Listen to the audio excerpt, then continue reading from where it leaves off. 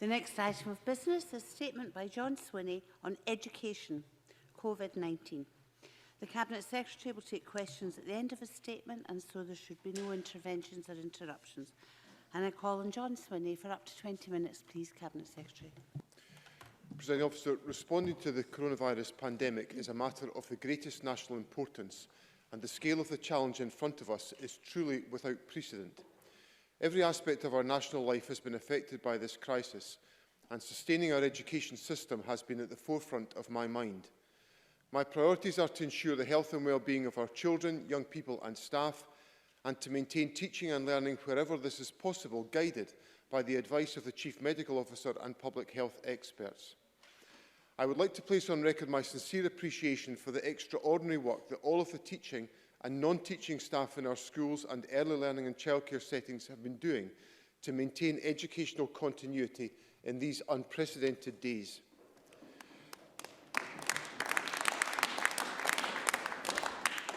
The approach of the Scottish Government to this crisis has been to deliver clear and open communication with members of the public. When circumstances change, we need to set out the basis of that change, and that is the point we reached yesterday in relation to our schools. Firstly, scientific advice now highlights that closing schools will help to suppress the spread of coronavirus. Secondly, as people follow the advice issued on Monday, it is becoming increasingly difficult to sustain education provision. As a consequence of these two factors, the First Minister set out yesterday that schools and nursery closures for pupils are now inevitable. I want to be clear at the outset that what we are advising is this. At the end of tomorrow, schools and nurseries should ordinarily close for children and young people.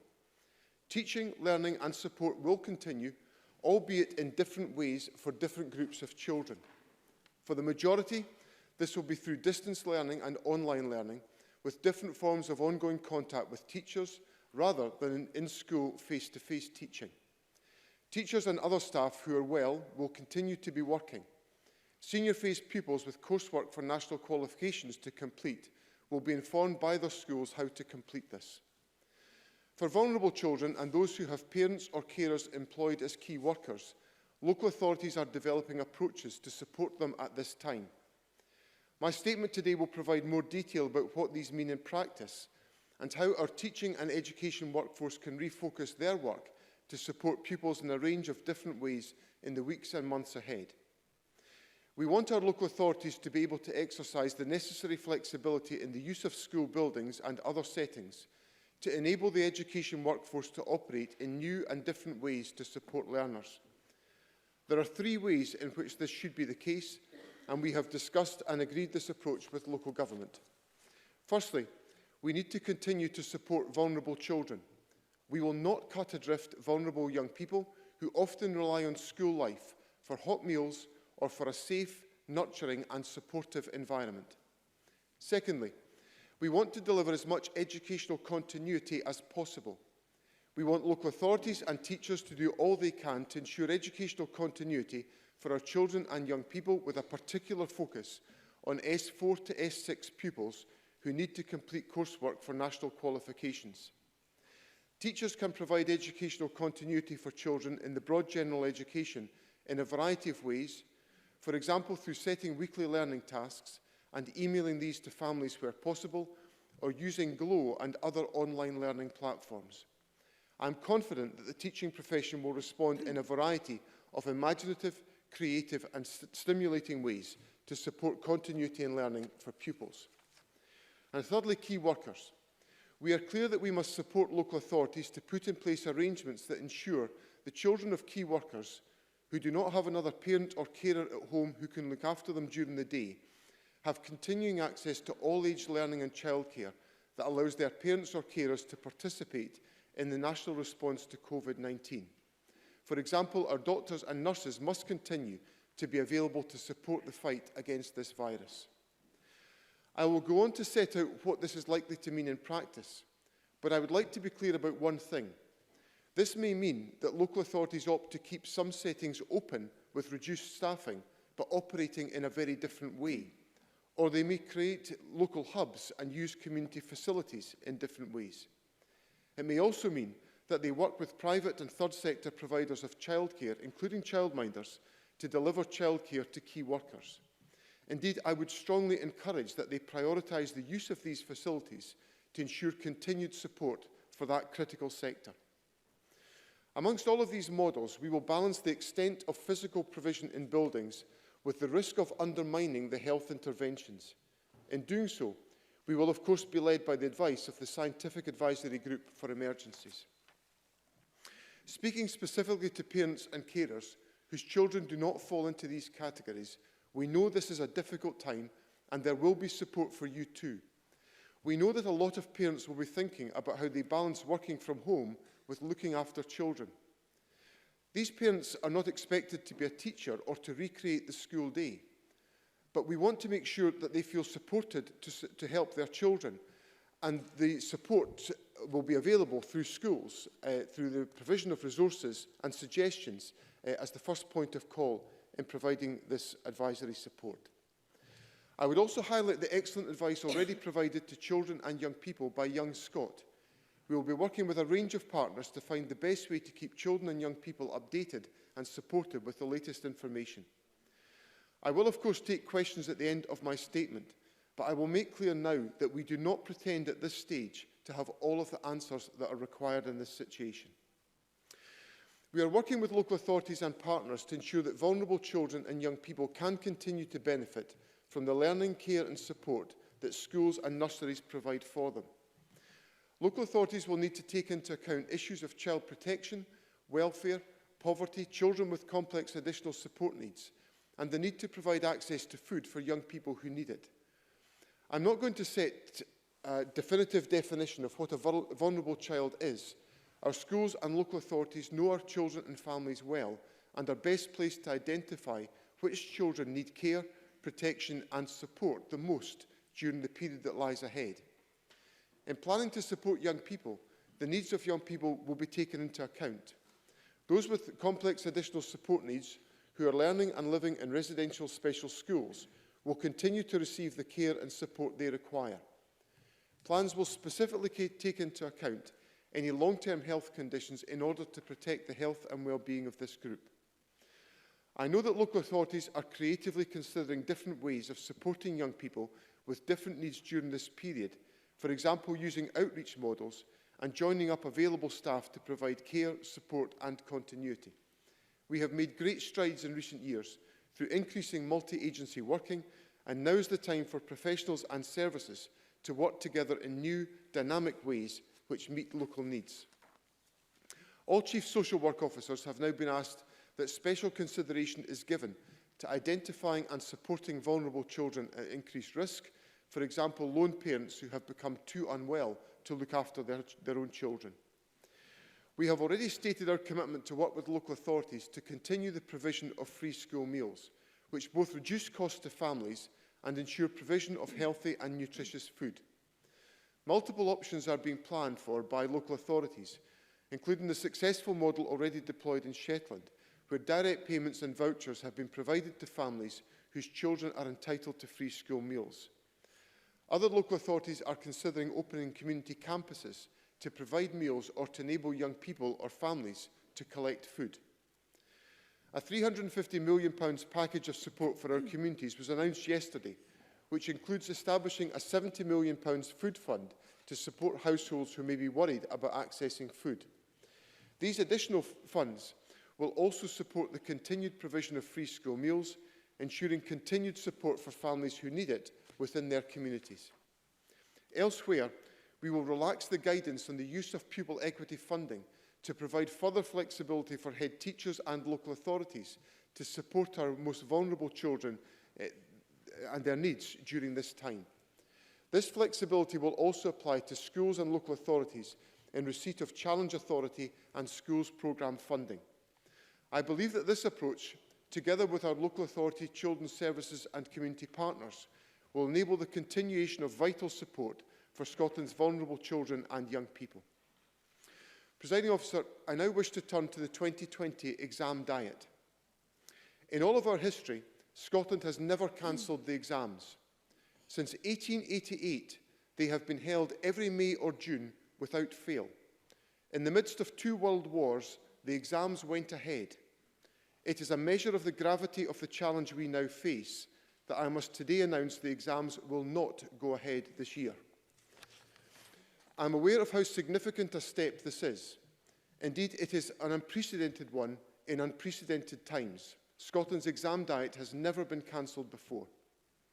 Whilst the protection of life is our overriding priority here, we must do our utmost to ensure that the interests and life chances of our young people, due to sit exams from the end of April this year, are protected. Their achievements must be rightly and fairly recognised. I want the 2020 cohort to hold their heads high and gain the qualifications and awards that they deserve after many years of hard work. I know they will be very worried by the situation they face, and I want them to be assured that we are doing all that we can to deliver the best outcome for them. Scotland's Chief Examining Officer has advised me that with the support of the wider education system, a credible certification model can be put in place that can command confidence in the absence of the exam diet to ensure that young people in our schools and colleges who, through no fault of their own, are unable to sit exams are not in any way disadvantaged. I anticipate that this model will use coursework, teacher assessments of estimated grades, and prior attainment as the basis of certification. In order for such an approach to be effective, the Scottish Qualifications Authority will require relevant units to be completed and coursework and teacher estimates of grades to be submitted by the agreed deadlines, or indeed sooner where that is possible. We are facing significant disruption at this time, but I appeal to our teachers and practitioners to do all that they can, safely, to meet these deadlines, and so allow qualifications to be awarded to their young people. So this ask is clear.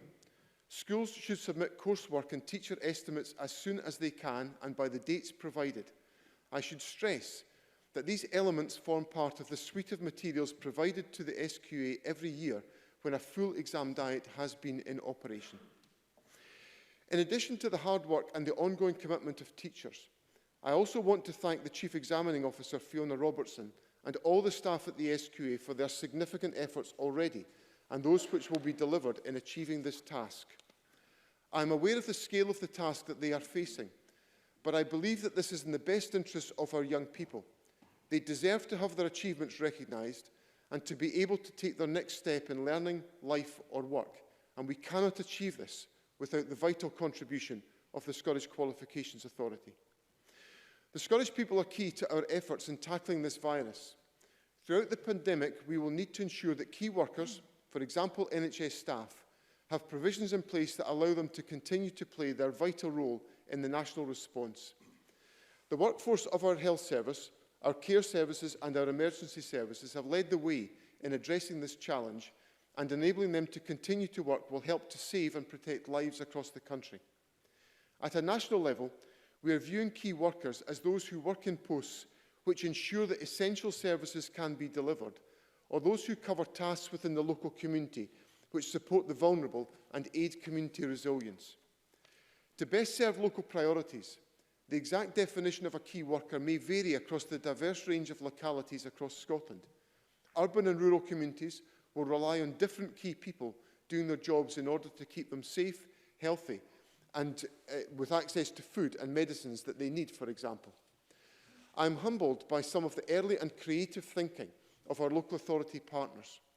It was encouraging to see that in a response to their own circumstances, Shetland have been able to implement a hub arrangement to provide care and support for the children of key workers. Another authority plans to create a number of hubs to provide care, learning and a range of stimulating activities for children who may be vulnerable or those whose parents are key workers. They are drawing together a range of staff, teachers, active schools coordinators, CLD staff and others to provide a high-quality experience for the children who need us most during these unprecedented times. We will now continue to work with local partners and colleagues across the rest of the UK on provision for key workers as the situation develops. On early learning and childcare provision, as I stated in my opening remarks, it is likely that we will see many local authority nurseries close, but we do not expect or want to see all nurseries close. Our priorities are to ensure that key workers who need childcare can continue to access it and that we sustain private and third sector providers during this period of considerable uncertainty and challenge. We are advising private and third sector childcare providers that they can remain open so long as they refocus their operating models to support solely the children of critical workers and those families most in need of support. Childcare providers can also make a huge contribution to enabling key workers to remain in work. Local authorities are making plans for the provision of emergency childcare services to school-age children in their areas. In developing these plans, I have asked authorities to make maximum use of local childcare providers in the private and third sectors so that they can keep their doors open. Scottish Ministers are committed to supporting our private and third sector childcare providers to remain viable. We are reviewing the package of general business support measures announced by the UK Government this week and working closely with our partners in the sector to identify what other support we can provide. As a first step, the First Minister guaranteed earlier today that the Scottish Government will continue funding streams which allow contractual payments to private and third sector providers, including childminders, for statutory early learning and childcare hours to continue. This is worth around £220 million to the sector in the year ahead. We are working closely with local authorities to ensure that they can adopt a position and provide assurance to providers that funding will continue as we all work together to respond to the pandemic. The Care Inspectorate is also publishing new operational registration guidance for all services, including the daycare of children's and childminding sector today, which will confirm a range of regulatory flexibilities to support the sector to function in these unprecedented times while ensuring that the safety of children remains paramount. Our response to the COVID-19 pandemic will clearly have an impact on the delivery of our early learning and childcare expansion commitment from August. We will provide a more detailed update to Parliament in due course.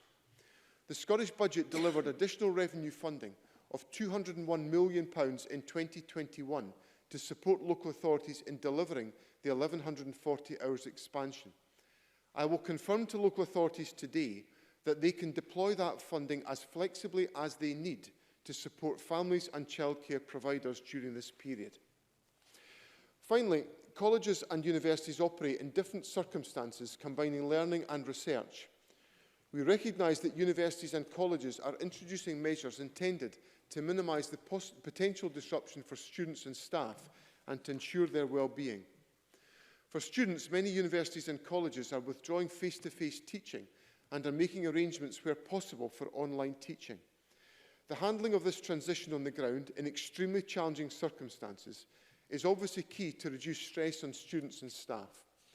We look to our colleges and universities to make appropriate decisions in relation to their operations while prioritising the health of staff, students and the wider public. On student funding, the Student Awards Agency Scotland have robust business continuity measures in place to ensure their business services remain functioning. We will endeavour to continue to fund students on time. Given the nature of these unprecedented times, we will keep students updated throughout.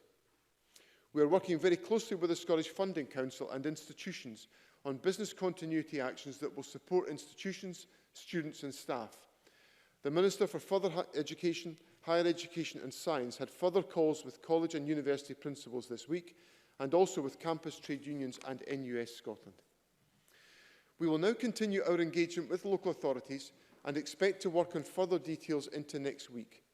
We would like to see the refocused provision for the three key groups of children and young people that I have mentioned, those who are vulnerable, have parents or carers who are key workers, or who have coursework to complete for qualifications, in operation over the course of next week.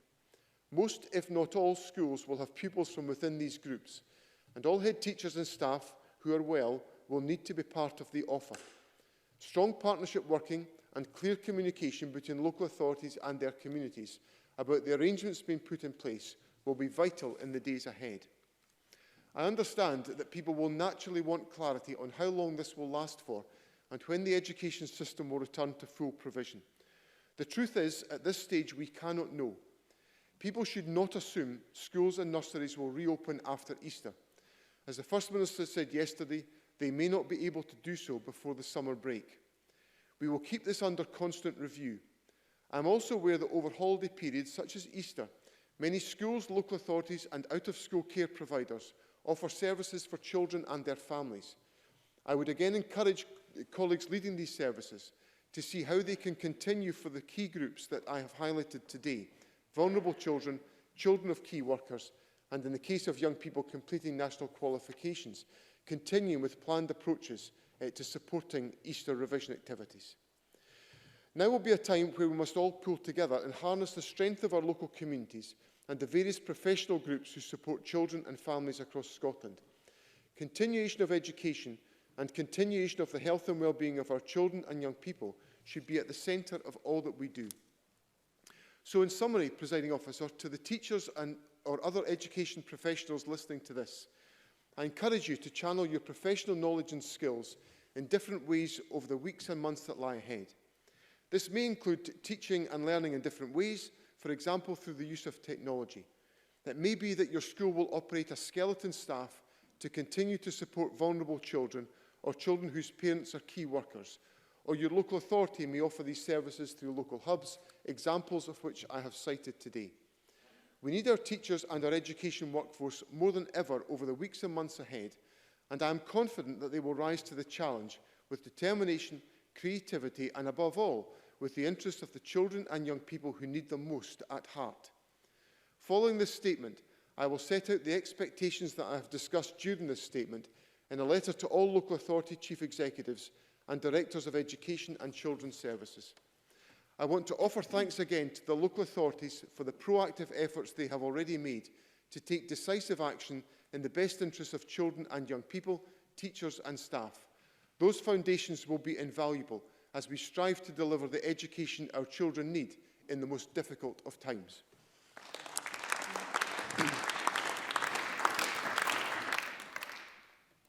The Cabinet Secretary will now take questions on the issues raised in his statement, and I'll allow around 40 minutes for that. It would be helpful if those who wish to ask a question would press the request to speak buttons, please. And I first of all call Jamie Green. Thank you. Can I thank the Cabinet Secretary for advance sight of his statement and also add my thanks to those staff who work in all places of childcare and learning. Can also add to comments made by the First Minister yesterday that closing schools and nurseries is arguably one of the most difficult decisions a government will ever have to take, and the importance of schools and nurseries and their role in society, especially in these extraordinarily difficult times, a huge light has been shone on that importance. I do not envy some of the difficult decisions that the government has had to take today, and I know that not everyone will be happy with them. But let me say these benches commit their full support to the government on this issue. We do that today, we do that tomorrow, and we will do that every day in this unprecedented crisis. But I would like to pick up a few important points that have been raised from today's statement. The first is that of early years. On the assumption, Cabinet Secretary, that the majority of publicly controlled nurseries are indeed closing, providers out there will be looking for absolute clarity over whether or not the PVI sector nurseries are being told to close, they must close, and are only able to stay open if they are offering assistance with looking after key worker childcare. That leads me to the issue of the children of key workers in Scotland, and I accept this is a fluid issue. Local authorities will have some flexibility, but parents will be asking, where will they be sending the children, and when, and how will they know if they qualify?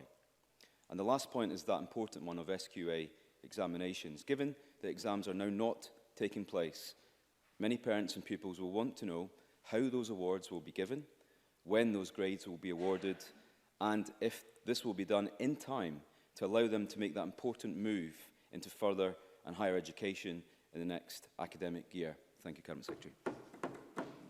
John Swinney. President Officer, can I thank Mr Green for the expression of support to the government on these questions, and he's absolutely right. These are very difficult decisions to take, and I'm certain that particularly my decision on the SQ exam diet will not be universally welcomed, but I consider it, having weighed up carefully the three options which I expressed in my answer to Mr Simpson in Parliament on Tuesday, that this is by far the most robust option that we can take forward. And in relation to early years, I've tried to be as clear as I possibly can do in the statement. The we expect schools and nurseries, state schools and nurseries to close for the ordinary learning activities that are undertaken, but of course the buildings may be used to provide support for vulnerable young people and for the children of key workers in the antivirus effort. In relation to the PVI sector, I can't direct that sector to close, but I'm asking them to follow the advice, which would mean they should close. But I'm encouraging local authorities to work closely with the PVI sector to identify how the children of key workers, for example, or the children of families with vulnerability could be supported in a different operating model within the PVI sector, if that is possible to be undertaken. Now, I recognise that that alone would not provide sustainability to the PVI sector, which is why I've set out our commitment to maintain the payments that are made, despite the fact that children won't be there, to the PVI sector to sustain income. And I've also set out some flexibility about the resources that are inherent in the 2020-21 budget to be deployed flexibly to try to provide sustainability. That is in addition to the measures that Fiona Hislop set out yesterday in relation to business support in general. So I hope out of all of that we are able to support actively the PVI sector, but the Early Years Minister is at my side and she will be actively engaging with the sector to ensure that we understand their difficulties and challenges. On his second point in relation to key workers, I would encourage any individual who has a contribution, a critical contribution to make to our economy, to first talk to their school or early learning setting to identify if they can be provided with some support to ensure their children can be educated or cared for in this period. That will be the first point of call, and obviously local authorities will be supporting that effort. Finally, in relation to the exam diet, the Chief Examiner, I've set out in my statement the Chief Examiner's current thinking that the coursework that young people are ordinarily required to contribute for their exams, along with assessments by teachers of the expected performance of young people, which again is material which should be submitted to the SQA on an annual basis, and combined with prior attainment, which is particularly relevant to higher candidates, will be used as part of that assessment. And further details will be set out by the Chief Examiner of the approach that will be taken. In terms of the dates of awards, the Chief Examiner is working on the basis that the awards will still be made at the latest on the 4th of August 2020, which enables young people to secure eligibility for university entrance. It may well be that the results can be posted at an earlier stage. If that is the case, then we will try to do so, but we will be aiming to achieve that on the 4th of August. Ian Gray. Thank you, Presiding Officer. We supported the Cabinet Secretary in the difficult decision he took to keep schools and nurseries open when many thought they should be closed. That was right, and we support him now in the equally difficult decision to close them, now that it's right to do so. And I also want to echo his tribute to teachers and other school and nursery workers who have kept our education establishments open in difficult times. Many pupils have already been provided with study packs and access to online teaching resources, and this will perhaps be critical given the decision about the exam diet and the importance of coursework. But this varies from school to school and even from teacher to teacher. Surely there is a role here for Education Scotland in providing some consistency of curriculum and learning opportunity nationally. What is Education Scotland's role in this crisis? Secondly, with regard to key workers, I hear what the Cabinet Secretary and indeed the First Minister earlier said about flexibility of definition. But there is widespread confusion. Surely there is a case, at least for a core list. Will it include supermarket workers, for example? And finally, in the welcome agreement to continue public funding for private and independent nurseries, What assurances has the Cabinet Secretary sought and has he received from the sector regarding commensurate protection of employment and pay for those working in those establishments? John Swinney.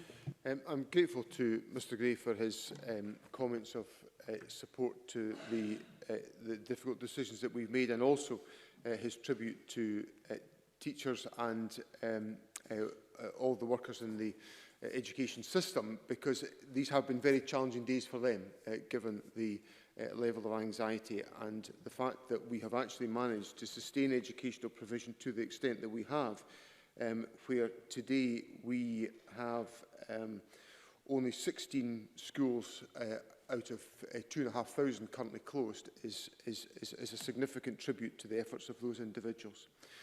In relation to his questions, Education Scotland are fully involved in supporting individual schools and local authorities in the continuation of educational provision, and indeed in the letter that is probably now been issued to local authorities on my behalf, I have set out the support that's available from Education Scotland at local level, and it is important that they provide that support to individual schools and local authorities for this to be effective. In relation to Mr Gray's point on key workers, there is a very careful balance that's got to be struck here, and I tried to do that in as much detail as I could in my statement, because there will be different challenges and requirements in different parts of the country. There will be a universal requirement for healthcare workers to be involved in that because of the nature of the challenges that we face. But it's important that we provide sufficient flexibility for local communities to be able to take decisions that will enable individuals to make their contribution to the efforts that we need to be undertaken. So local authorities have asked us for that degree of flexibility. We are working actively to make sure that is clearly understood at local level to maximise the number of individuals that can be supported to make a contribution to the efforts that we need them to contribute to. I have an inordinate amount of questions here, and I don't think we're going to get through them all. Could I suggest that if people feel their questions been answered by a previous questioner, that they withdraw? That may help, and if people could please be as short as possible in their questions.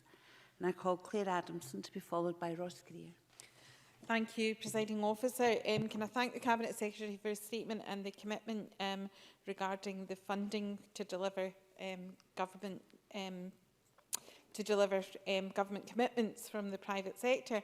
But can I ask a bit more detail about what advice will be given where people are being asked to change their practices? We don't want to move the risk that's associated with keeping the schools open into a different building or area in the community. So what advice will be given to private nurseries, after-school clubs and childminders who may be expanding or changing their model of working from today? And also, what, if any, impact will there be on parents who enter into pooling arrangements regarding childcare with regards to regulations such as disclosure or child protection? John Swinney. I think one of the key points that has to be observed in all of these questions and all of the issues that Claire Adamson raises is the general health advice that has been issued and was put in place on Monday. And the First Minister went through in detail at First Minister's question time a couple of hours ago the components of that advice. And I would simply reinforce that point, that in all settings, in all circumstances, that general health advice must be followed, because that is critical in enabling us to overcome the coronavirus outbreak. In relation to any individual settings, that there has to be careful account of the health advice undertaken by anybody operating, whether that's a head teacher in a school or whether that's a childminder in their own home. And obviously, in relation to the last point that Claire Adamson made of parents providing childminder facilities for a number of children, that would have to be very carefully considered by individual families because of the health advice that is generally available on this question. A little change in what I said. I'm going to have Willie Rennie followed by Ross Greer. I want to thank the Education Secretary for an advance sight of his statement, especially as he prepared this statement during very difficult personal circumstances himself. With a 15-year-old son who is preparing for his Nat5s right now, I do have a bit of a window into the practical as well as the emotional issues that are at play here. But I want to press the Education Secretary a little bit further on the key workers, because I think this is important. Is it going to be a case that there's going to be a bit of self-declaration within this, or will line managers and employers have a role in that, or will the councils make the designation if the designation is not going to be made on a central basis? And then quickly on nurseries, it's talked about flexibility in regards to the regulations.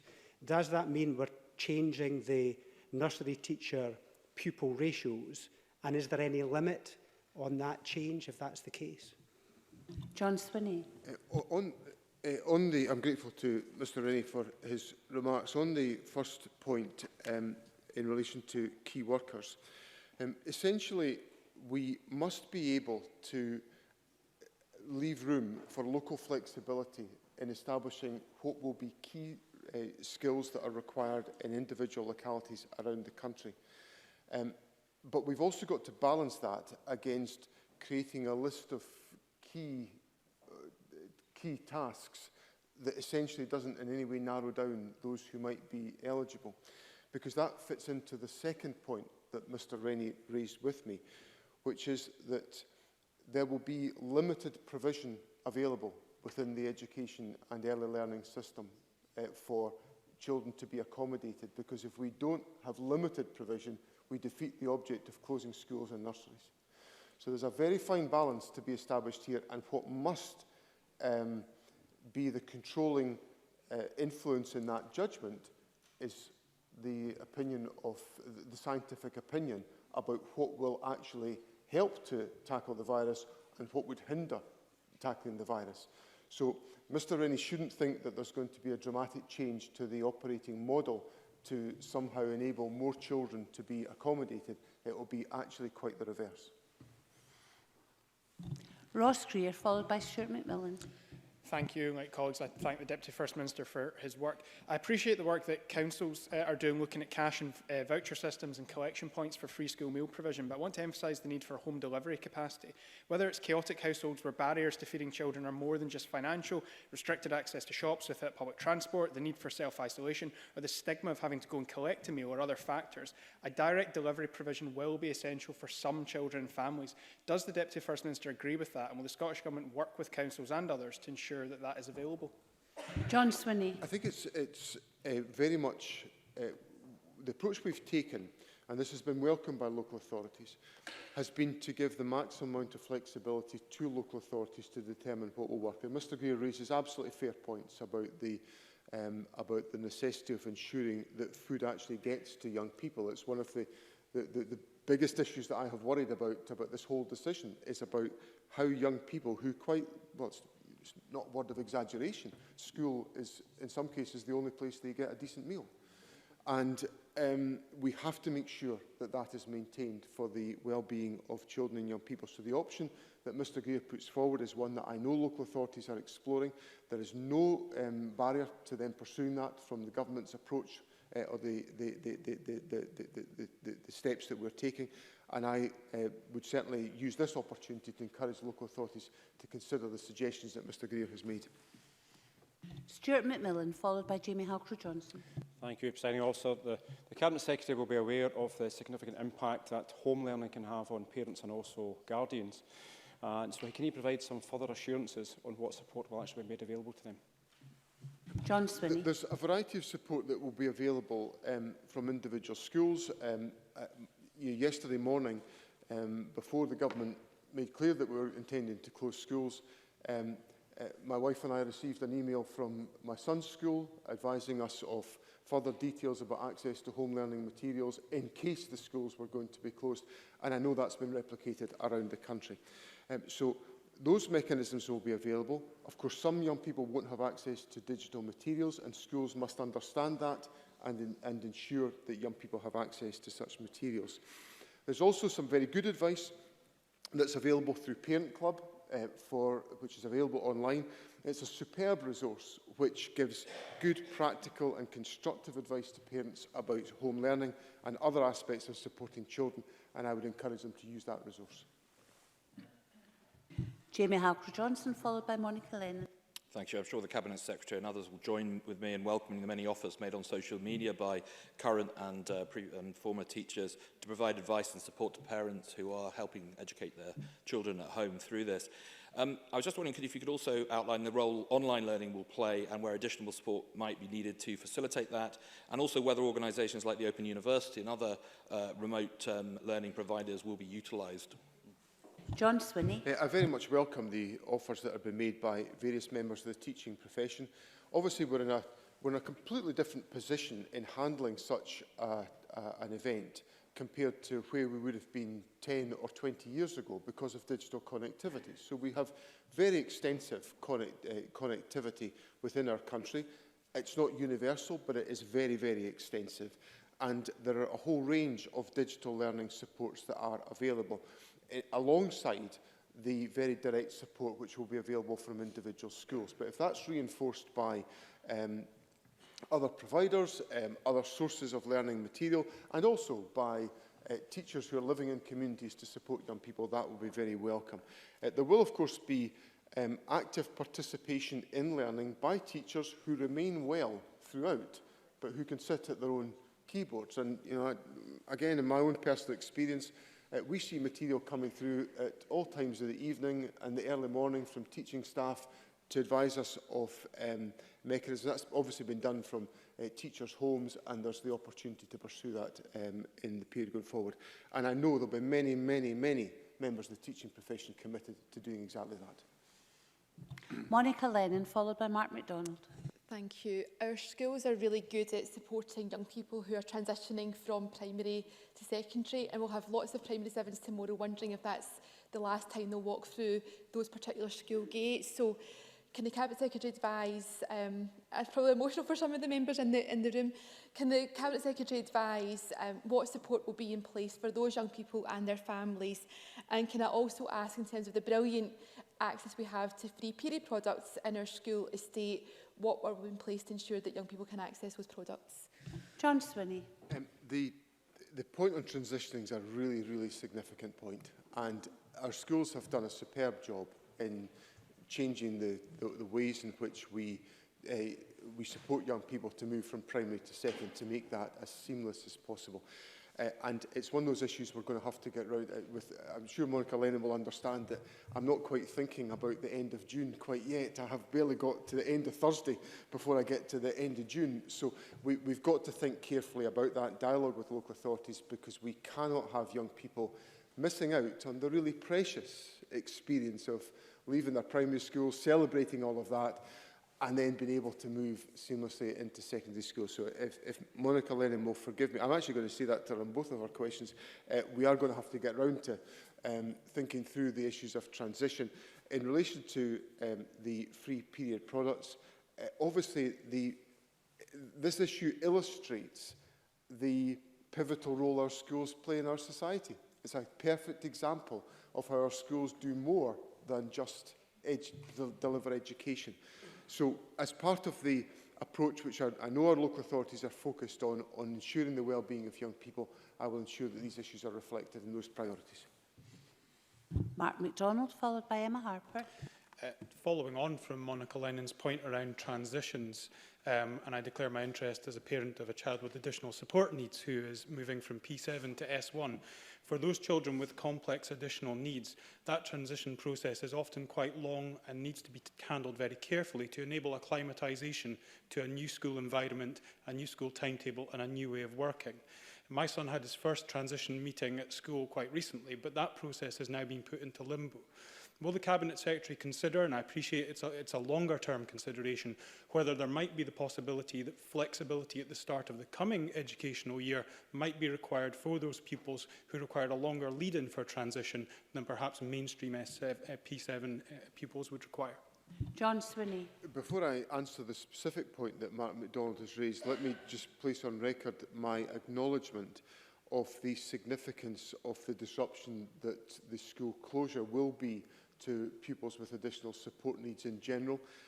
I saw this when I was dealing over the summer with the issues at St Ambrose High School in Coatbridge and the associated secondary school that provides education for young people with additional support needs. And the young people were disorientated by the loss of their school as an anchor in their educational experience. So we have to be mindful of that. I will certainly give consideration as I look at the transition issues to the specific point that Mark MacDonald has raised to ensure that we minimise the disruption to young people and that we maximise the opportunities they have to take forward the continuity of education that is so important to young people with additional support needs. Emma Harper, followed by Michelle Ballantyne. The Cabinet Secretary will be aware and has already mentioned that many pupils will be feeling very anxious during this time, which could have an impact on their mental health.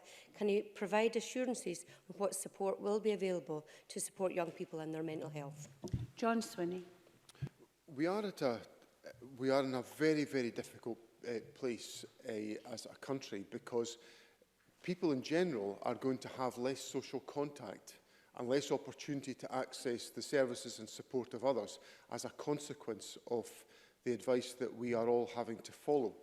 And it's important that within our communities we do everything we can to support individuals, and particularly in relation to the young people that I've cited and their anxiety about the examination process or the changes that I've announced today, that we give them access where it is safe and practical to do so to the support mechanisms that are available around our schools. Our schools are very broad and diverse communities. They provide a range of services to young people, and where it is safe to do so, we should ensure that young people have access to these services, but we must always be mindful of the health advice in this respect. Michelle Ballantyne, followed by Kenneth Gibson. Thank you. Two quick questions. Many of the workers in the early learning PVI sector will also be parents, and they may also be self-isolating or off sick for other reasons.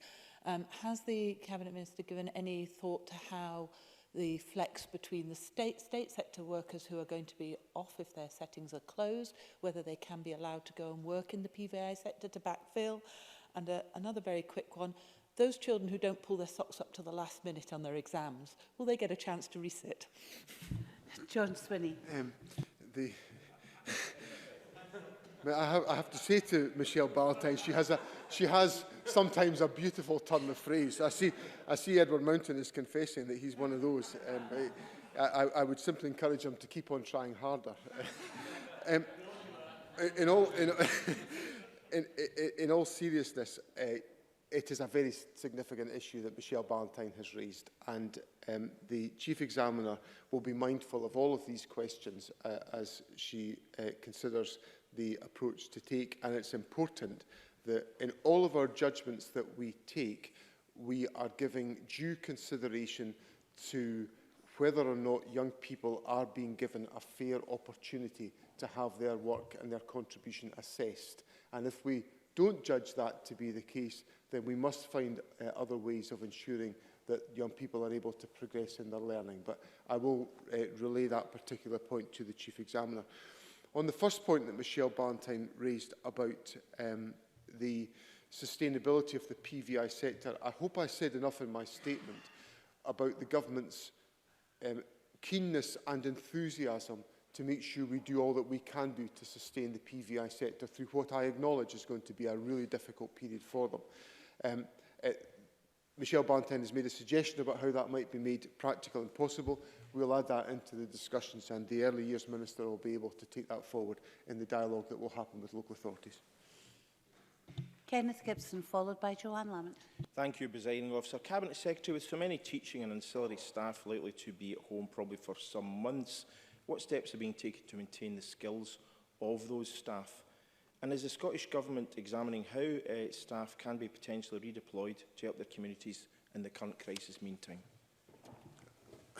Presiding Officer, John Swinney. I thought it was interesting that last night I saw the Director of Education of the City of Glasgow Council being interviewed on television talking about how they had invited offers of volunteering from members of the teaching staff, and they had had an overwhelming response from members of the teaching staff. So I think members of the teaching profession, where they're able to do so, because some of them will not be well, some of them will have commitments that make it impossible for them to contribute. But I think where that's possible, I'm certain that members of the teaching staff will make that contribution to our wider community.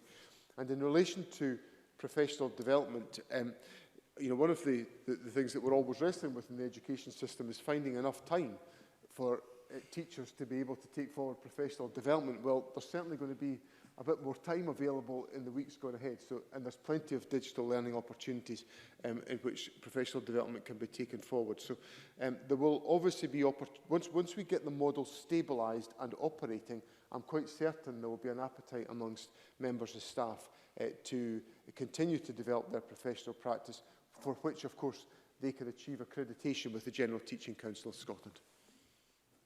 Joanne Lamont, followed by Alex Neil.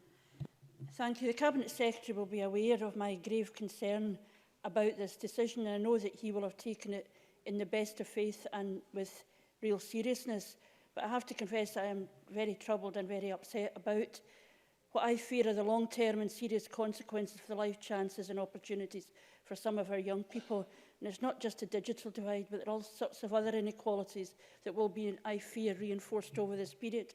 So I can ask that he confirms he will be keeping this under the closest review, and that in the medium term at least will be planning for when this is over to address those consequences. And specifically can ask the Cabinet Secretary whether, like me, he recognise that it is individual schools which matter to individual families, and will he confirm the benefits of keeping open as many local schools as possible, as they are seen as a source of advice and support to many families, support that they can trust? And will he confirm what he believes to be the responsibility of individual schools to communicate directly and regularly with all of the families for whom they have a responsibility? John Swinney. President Officer, I recognise the strength of feeling that Joanne Lamont has on this question, and I think she knows how difficult a decision it will have been for me to take this particular decision. Joanne Lamont also knows of the policy commitment of the government to work to close the poverty-related attainment gap. And that is my policy focus today. It will be my policy focus at the end of this particular crisis. It will be my policy focus to try to protect that as much as I protect the focus on that policy throughout the handling of this crisis, because I want to see no damage done to the life chances of any young person in Scotland, particularly those who come from the most deprived backgrounds. So we will be working very hard to make sure that we sustain educational provision as effectively as we possibly can do. I think there is an argument for schools in a more limited way to be able to provide the support that Joanne Lamont has talked about in their localities, and we've left sufficient flexibility in the approach that we've taken to enable that to be taken forward at local level. I think it's really important that individual schools communicate with individual families. They know their people, they know who they are, and they must support them as effectively as they possibly can do. And we will be creating the assistance and the support and delivering the flexibility to enable that to be the case. Alex Neil, followed by Edward Mountain. Thank you, Presiding Officer. Can I particularly welcome the Cabinet Secretary's commitment to set aside £220 million for the PDI sector, because it's extremely important that we maintain that capacity for the longer-term expansion of early years and nursery education. However, can I ask him to give a commitment that the payments will be made timiously, indeed urgently, and will he consider sending those payments directly to the individual schools rather than through the local authorities, because that could involve unnecessary delay? John Swinney. I'll explore that point, but my judgment is that the existing payment channels that are being made will be made through local authorities, and it may actually end up slowing it up if we were then to do it on their behalf. But I will stress the point of the urgency of the point that is made by Mr Neil. And there actually is no good reason for there to be any delay, because the money is there, it's in the system, it's committed, it should be able to be distributed. So I will endeavour to make sure that those payments are made timely, because to address the very significant point that Mr Neil makes. Edward Mountain, followed by Lewis MacDonald. Thank you, Presiding Officer. Cabinet Secretary, these are indeed exceptional times, and I want to briefly touch on the exceptional support given to vulnerable and ASN pupils in the Highlands, which is held in such high regard. School closures have caused some concern among these pupil groups and their parents. You have indicated what you intend to do, but could you perhaps shed a bit more light on what support you would like to see given to these pupils and their families during this time? John Swinney. I think some of the additional support needs provision should be able to operate in a fairly consistent manner to its existing model, as long as it is compliant with or consistent with the health advice that is being issued.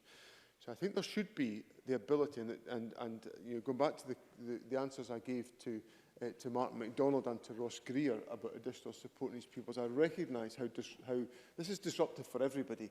It's very, very disruptive to young people with additional support needs. So we have to make sure that we do everything we can to try to minimise that disruption. So I think those opportunities exist, and obviously we'll be encouraging local authorities, as I have done in my statement today, to try to maintain as much continuity as they possibly can do. Lewis MacDonald, followed by Andy Whiteman. Given, as he has said, that we will need our teachers going forward more than ever, will the Cabinet Secretary talk to the General Teaching Council Scotland about the requirement for probationary teachers to complete a full school year in order to achieve full registration and join the teaching workforce permanently in the autumn?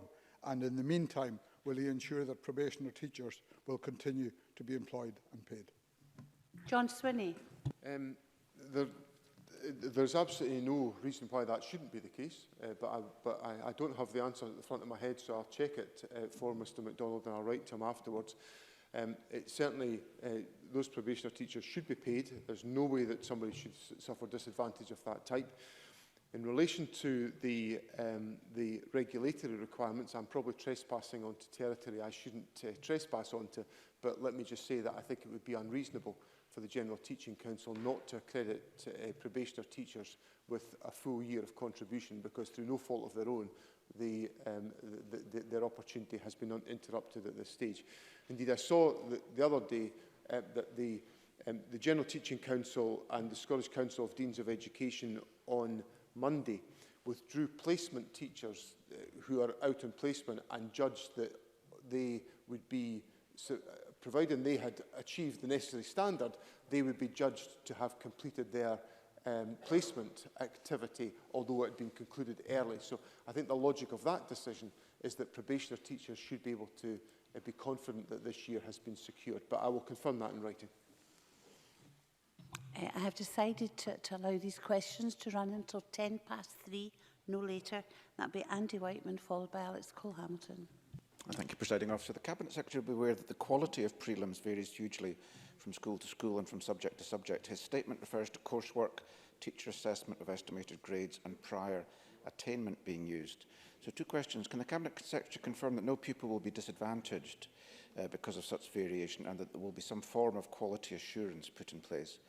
And secondly, can he also confirm that any difficulties faced by pupils in submitting coursework due to home or family circumstances will be taken into account? John Swinney. The issue of quality assurance will have to be an implicit part of the alternative certification model, and the Chief Examiner is exploring all of those questions as she develops the process, which will give us a diet about which we can be confident. And that was the standard that I asked to be tested against, and I have been given the assurance that that is possible to be done, but it will require quality assurance to be put in place. The second issue is an important issue which we need to make sure is tackled in a way that recognises the contribution that young people have made. They may there may be issues of performance which have to be taken properly into account in the assessment of the work that young people have completed in terms of coursework. And there must obviously be mechanisms in place for young people to be able to question the results that have emerged as a result of this process, as there is in any exam diet that we take forward. And further details on that will be issued in due course. Alex Cole-Hamilton, followed by Annabel Ewing. Thank you, Deputy Presiding Officer. And can I declare an interest in that I am married to a primary school teacher? Provision for key workers will need to continue throughout Easter holidays and very probably the summer holidays as well. How will we provide both teachers and pupils with a degree of a break in that time? And how will it be decided which teachers will provide cover in person? John Swinney. Fundamentally, I think this can only work if we deploy flexibility at local level. If I sit in St Andrew's House trying to decide exactly how this is going to work across the geography of Scotland, I'm afraid, I'm confident I won't get that all right. So we have to put that down to local level to enable those judgments to be arrived at. And the very genuine questions that Mr Cole-Hamilton raises, I'm quite sure can be considered as part of that process. Annabel Ewing, followed by Jeremy Balfour. Thank you, Presiding Officer. Cabinet Secretary Bailey Lee Robb, who is the member of the Scottish Youth Parliament for Cowdenbeath constituency, at his own initiative posted a video clip at lunchtime today seeking to reassure his fellow young people at schools across Fife. This seems to me to be an excellent initiative, and I just wonder what the Cabinet Secretary can do to encourage more such initiatives so that we can see this much-needed reassurance to young people provided across Scotland. John Swinney. I think that's a very, very welcome example of how young people at a peer group level can reassure each other. We spend a great deal of our time working with organisations like Young Scot to exercise that reassurance around the country, to provide trusted, safe encouragement to young people, and we certainly will continue to do so. Some very good material broadcast as a consequence of the partnership between Young Scot and the government, which involved Professor Jason Leach the other day in terms of the coronavirus. So there's a whole host of opportunities to do that, and I'll certainly take forward the suggestions that Annabel Ewing has made. Jeremy Balfour, followed by Neil Finlay. Thank you, Deputy Presiding Officer, and can I thank the Cabinet Secretary. Following on from Alex Cole-Hamilton's question, and I do appreciate that this cannot be run from Edinburgh, but with the schools closing tomorrow afternoon, there will be parents who don't have access to email or other ways of communicating. And if the school is closed, what advice can we give to local authorities of keeping parents in touch who don't have access to the devices that many of us do have? Because there will be questions that come up over the next few weeks and months that people may want answered. And as you appreciate, phoning the local authority to get into the right person can often be very difficult. John Swinney. I think it's absolutely vital that schools know the young people and their families that are part of their schools, and that they have reliable and trusted means of communicating with all of those individuals. For some, that may be ordinarily straightforward through digital communication. For others, it may require personal calls or telephone calls or written communication. And I would encourage all schools to maintain that dialogue, to reach individual young people and families, and to make sure they can have access to the information and the support that they require. Neil Finlay, followed by Graham Simpson. If we're going to get through this successfully, then we're going to need key workers to continue to be at work. Currently, we're relying on people suspected of having a highly infectious disease to self-diagnose. I wonder if the government is looking at how the Irish government is doing this, where they have set up testing centres that people can be referred by their GP through the testing centre and be diagnosed very quickly, so that we can ensure that key workers like teachers, health professionals can get back to work. John Swinney. I think Mr Finlay makes an important point, and I think the commitments that the First Minister gave at question time today, which I know have been set out in more detail by the Health Secretary, I think address fundamentally the points that Mr Finlay is making. It's really important that we understand the path and the pattern of the virus to enable us to take all of the necessary action. That's what's led us to the decision that we've taken, the very difficult decision to close schools. But I think the issue that Mr Finlay raises is important, but it's been taken forward by the priorities of the government. Graham Simpson, followed by Anna Sarwar. Thank you. I asked the Cabinet Secretary the other day about what we were going to do for final year university students, and I'll ask him again. His answer to me at that time was, well, it's up to the universities. That's true, but thousands of these students still don't know whether they can sit their exams and how they're going to graduate. So could I urge the Cabinet Secretary to speak to the university sector to make sure that those students get the information they need in the next few days? John Swinney. I think I'm glad that Mr Simpson acknowledged that what I said to him the other day was true, because it is. And if I start specifying to universities the means by which they should assess their degrees, I think we're in an altogether different world altogether. I see a Member of Parliament who's remotely connected to a university not far from Mr Simpson nodding that I might be in the right space on that answer. So that's encouraging, to say the least. The Higher Education Minister has been in dialogue with the principals of universities and colleges. There are a variety of different methods being taken by individual universities to ensure students can complete their courses. Some of them are by online certification, and that communication has been undertaken directly by individual institutions. But since Mr Simpson has raised the point so emphatically with me on 2 occasions this week, I will make sure that Mr Lockhead reiterates that to the universities to address those issues. Anna Sarwar. Thanks, Deputy Presiding Officer. And can I thank the Deputy First Minister for his statement. This is about creating safety for the pupils, their teachers, but also their families that might be coming into contact with those children and teachers. You've mentioned quite rightly around the key workers. What consideration have you made about those key workers that aren't in the public sector, for example, care workers that work for third sector organisations, and support that will come into them, especially if they have caring responsibilities? John Swinney. That's one of the reasons why we are not being as prescriptive as some may like us to be about the definition of key workers, because that may well be a more significant consideration in one part of the country than in another. So I hope the definition that we are working with our local authority partners to work within gives that necessary flexibility, but enables us to provide the support and the assistance that is required in all circumstances. You can squeeze in the last very quick question from Fulton McGregor.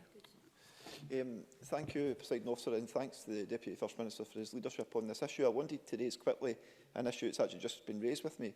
Do you think there will be any consideration of special circumstances for students that may have experienced an illness or circumstances out with their control in the earlier part of the school year? Is this something you think Cabinet Secretary, the Chief Examiner, might take into account? Quickly, please, John Swinney. There's always provision for the individual circumstances of pupils to be taken into account by the Scottish Qualifications Authority. We've also had a couple of examples where we've had schools that have been affected by fires in the course of the last year. Woodmill High School in Dunfermline, Peebles High School in the Borders, where young people, where there's specific discussions with the SQA about making sure that those young people are not in any way disadvantaged by the incidents that have taken place. Thank you. That concludes questions on the Cabinet Secretary's statement on education. We'll move on to the next item of business as quickly as possible, please.